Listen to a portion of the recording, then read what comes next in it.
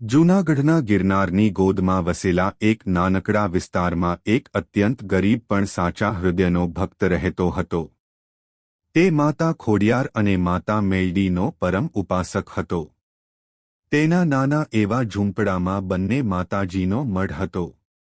દિવસ હોય કે રાત, સુખ હોય કે દુઃખ, તે હંમેશા જય ખોડલ, જય મેલડીના જાપ જપતો અને બંને દેવીઓની એકસરખી ભક્તિ કરતો હતો.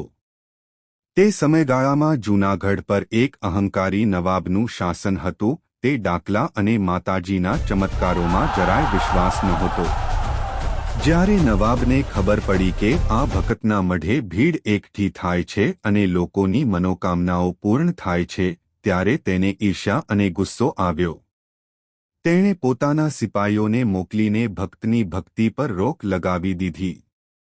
જ્યારે ભક્તે માતાજીનો દીવો અને ભક્તિ કરવાનું બંધ ન કર્યું, ત્યારે નવાબે તેને પકડીને જૂનાગઢની અંધારી જેલમાં પૂરી દીધો.